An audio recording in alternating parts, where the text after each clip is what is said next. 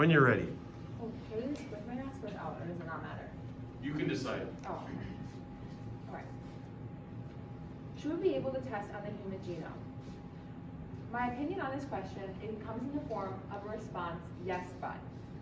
Yes, I do think altering the human genome should be allowed in cases of preventing hereditary diseases such as sickle cell anemia and blindness. However, gene editing should not be allowed to create said designer babies or to achieve desired physical attributes such as eye color, height, or intelligence. Today, I will be looking through scientific lens and ethical lens to assess this question. The two most common categories when discussing gene editing, specifically the CRISPR technology, are 1, the ability to eliminate genetic mutations, most likely leading to life-altering diseases, and which affect, on average, about 10% of the population. And 2, the ability to create a designer baby, implying that those who have the money are willing to pay and alter their child to have desired characteristics, and even be able to improve intelligence and athletic ability. In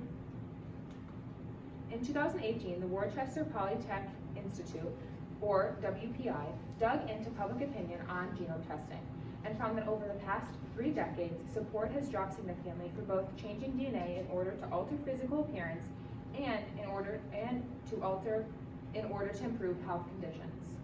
Since 1986, when polls first were gathered and editing the human genome was just an idea, 66% approved gene editing that was inheritable, meaning that future offspring would have the same change as the original did.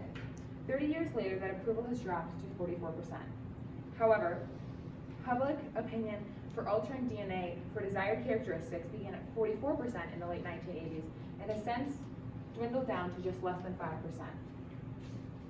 Another aspect of altering DNA is what it will have on our future generations. Dana Carroll of the University of Utah Medicine said, unintended effects whose disadvantages might grossly outweigh any advantages that genome editing confers. It eliminates the most common justification for such actions, saying that the unknown future negative effects far outweigh the positive.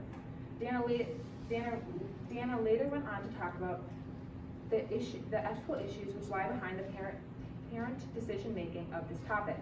This decision is not only felt by them and their child, but also for future generations to come, and so the constraint of self-interest and self-protection simply does not apply in this situation.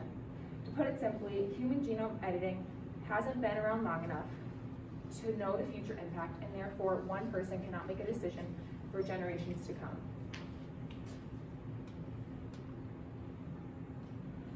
This idea also leads to many ethical issues within religion.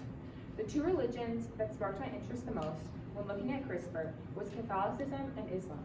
Catholics have a strong belief that any modification to a person is failing to unconditionally welcome God's gift, and therefore any form of human genome testing or altering is disrespecting and harming God's creation. Islamic beliefs, however, on genetic modification is far more modern, believing that modification is okay for strictly medical reasons, and in order to agree to these procedures, there needs to be strong ethical and safety regulations and strict guidelines to preserve human dignity. Although I do believe that this biomedical technology is necessary for the improvements of science, I think that is where it should strictly stay. I do not think that this technology should be open for purchase from the public and to create said designer babies. After all, this isn't Build-A-Bear. You can't just decide to build a child. Okay.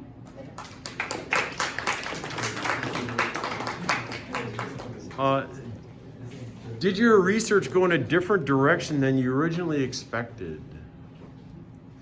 Okay, similar to my view on this, I'm going to say yes. When I originally first looked at this topic, I was going kind of more towards the is this allowed more, or I was kind of going more towards the political and social cultural lenses, and I quickly moved over to the ethical simply because I thought it was really interesting how each, when looking at, the rules for this, how each different culture and group believes in those roles. Okay, thank you.